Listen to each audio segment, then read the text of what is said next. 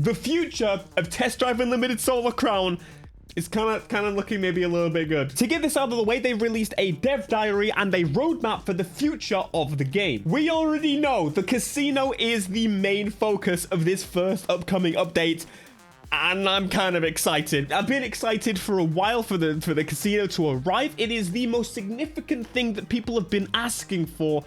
And so here it is. Now, we're going to start day one of the update, which is actually coming, well, very shortly, with just one game. It is just going to be these slot machines here, which I personally don't mind because, to be honest with you, I don't really know how to play anything else.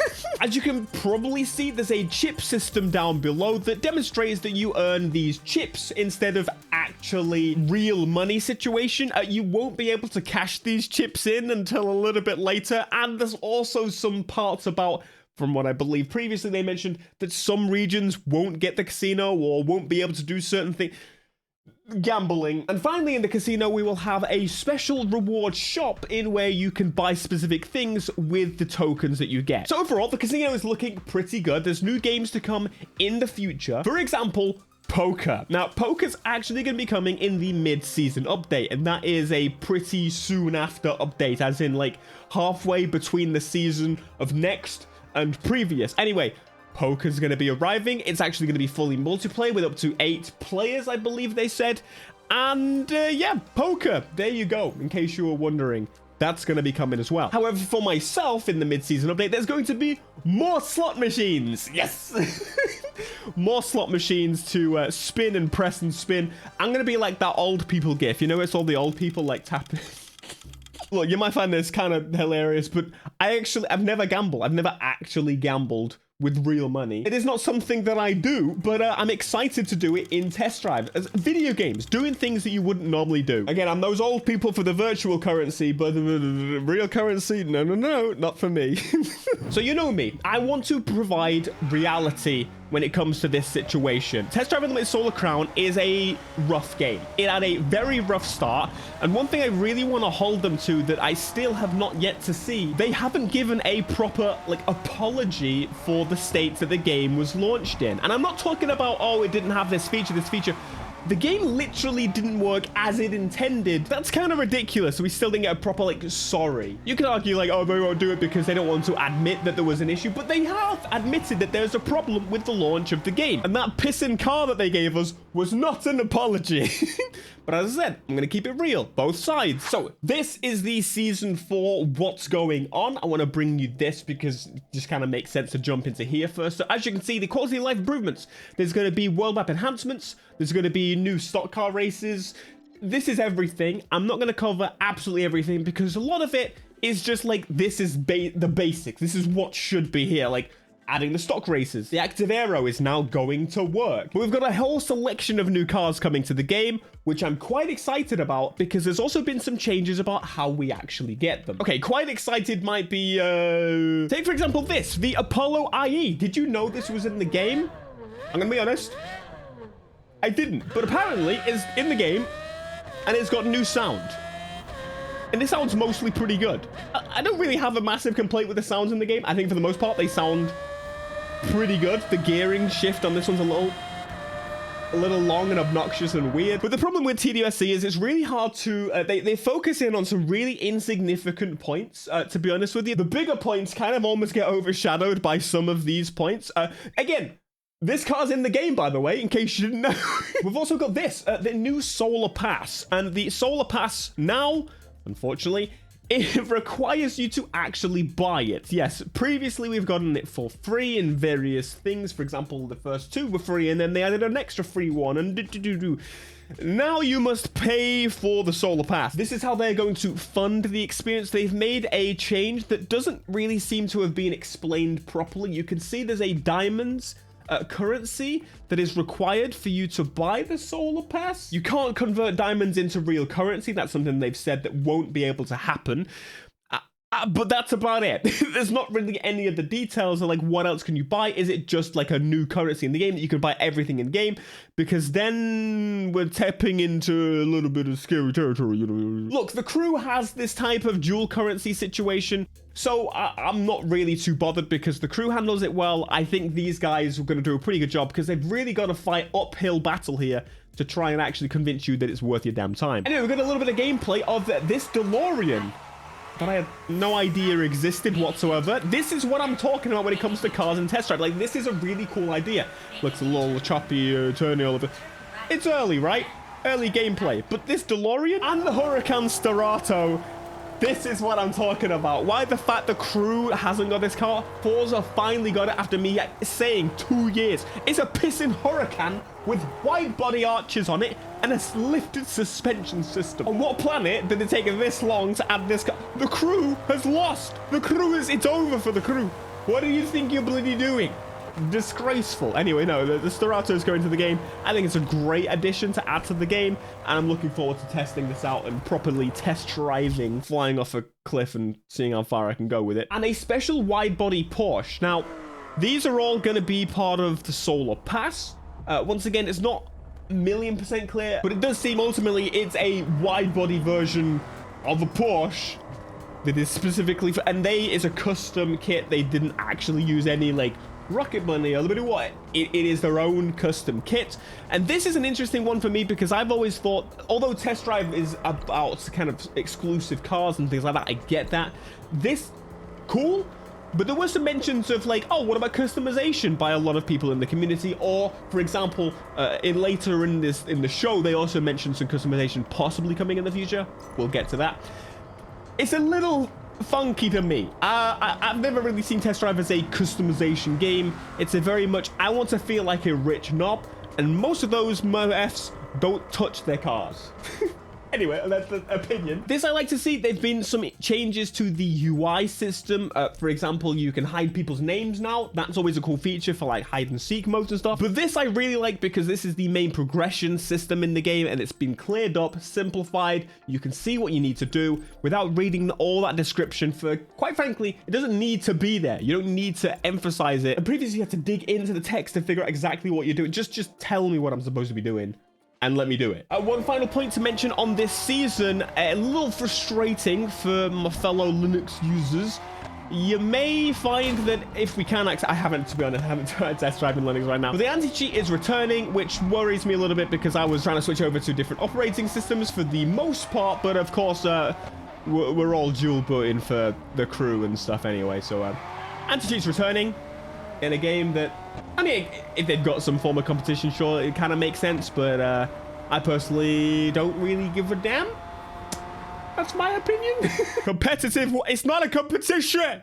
It's just, let me drive. So this is where we're going to move forward to the future seasons. There's a little less specific details about these because obviously the headline features are going to be the focus for the most part in this content. But first off, these are taxi missions, and on the side you can see you're going to be rated and you're going to be limited in speed. Some people want to go faster.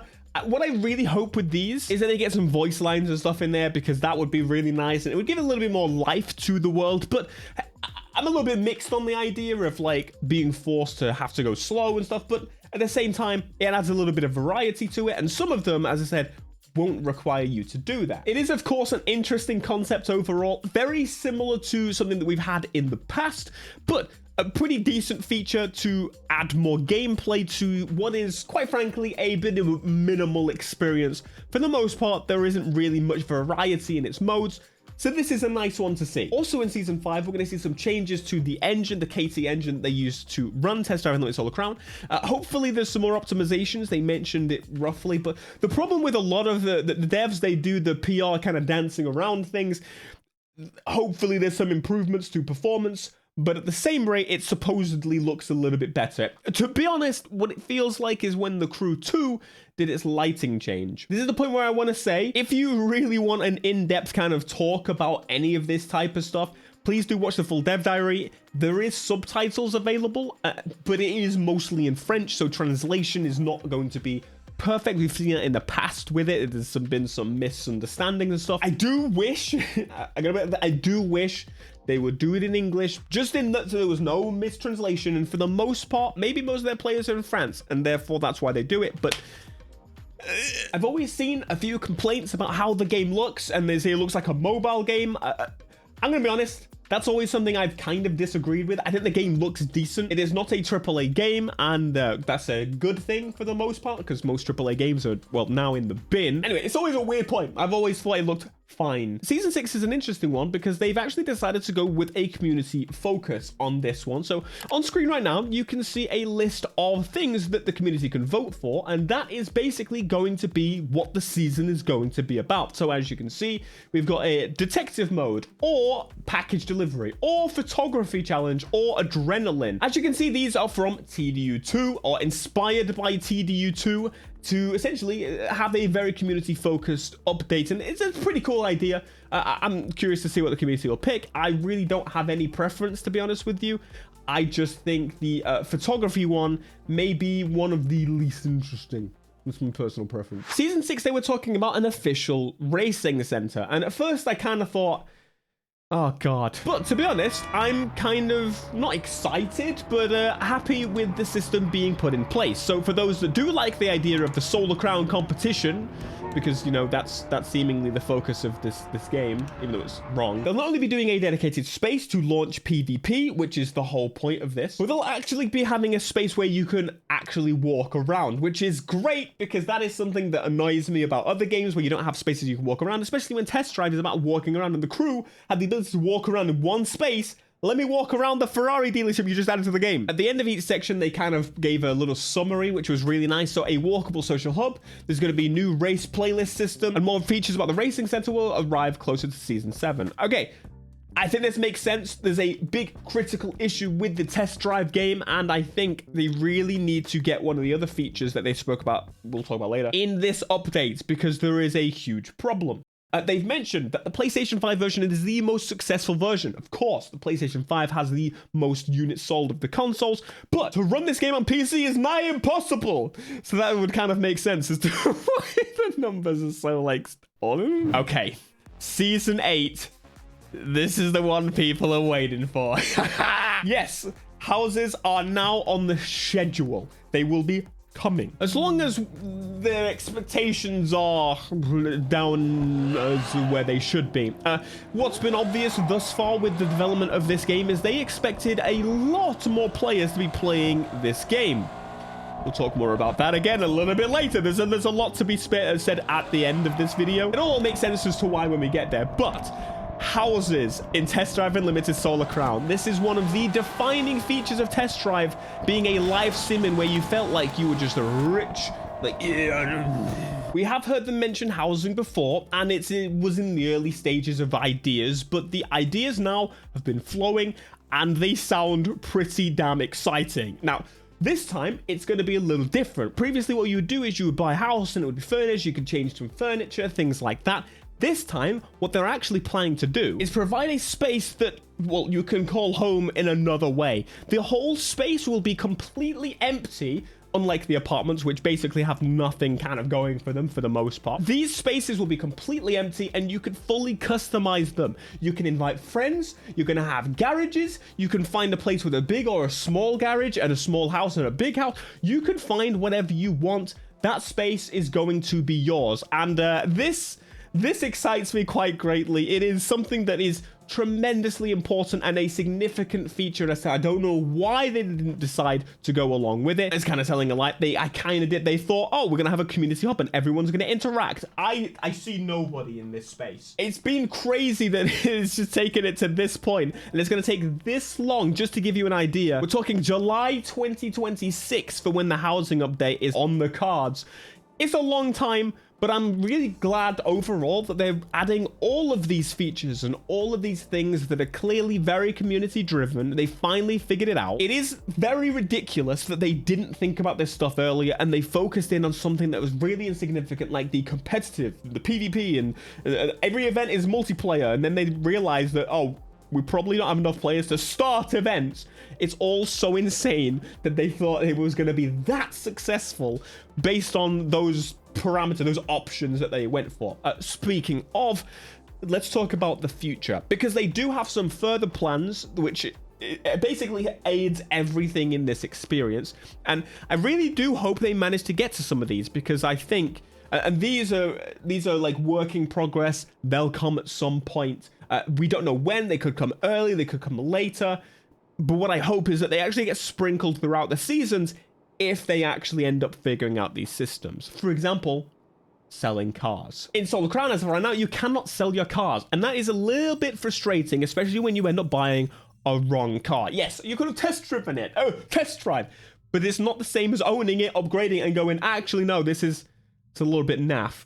That is a very different situation indeed. But you'll be able to sell cars, hopefully, in the future is one of the things they're working on. Now, the reason I was mentioning it alongside the PvP is they're supposedly working on the idea of cross-region. Now, in case you didn't know, right now, if your friend is in Europe and you're in America, you cannot play together unless you're on PC with a VPN. Ridiculous, insane. It's just part of why even if the user base was millions, it's just not gonna work. They did mention cross-play was of course also mentioned a lot, but they're prioritizing cross-region, and I think that makes sense. But cross-play is definitely required, especially over on PC, where the active player count is like what, 10 at this point.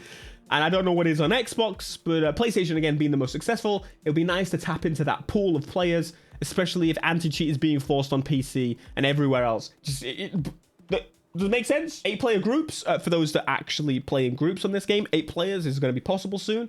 Again, all within the same region and platform.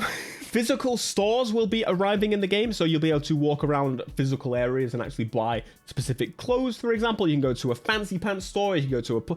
That is what I wanted to see from day one from Test Drive, that I really like. Oh god, don't look at me like that, bro. There's talks of customization, there's talks of yachts, bikes. Those are all maybes in the future, and I think that's good, because my opinion on customization is I really think that should take a very small part of the... It's insignificant for the most part for Test Drive to me. That is not the game I play for customization. Would it be nice to see it in the future? Maybe, but it's a question of like, would I rather see bikes and yachts? Abso-freaking-lutely, I would rather see bikes and yachts. Would I rather see basically anything else we've talked about in this video? Yes. I don't think this game needs it to the extent that people are thinking, like wide bodies and stuff. It's just not the game. It would be cool to see some special renditions like the Porsche, the wide body Porsche we had earlier in the video. That's a very rare collector's item, and I think that's a good way to do it, because these rich baboons, they don't know what they're doing. They ain't customizing their cars. Who do you think they are?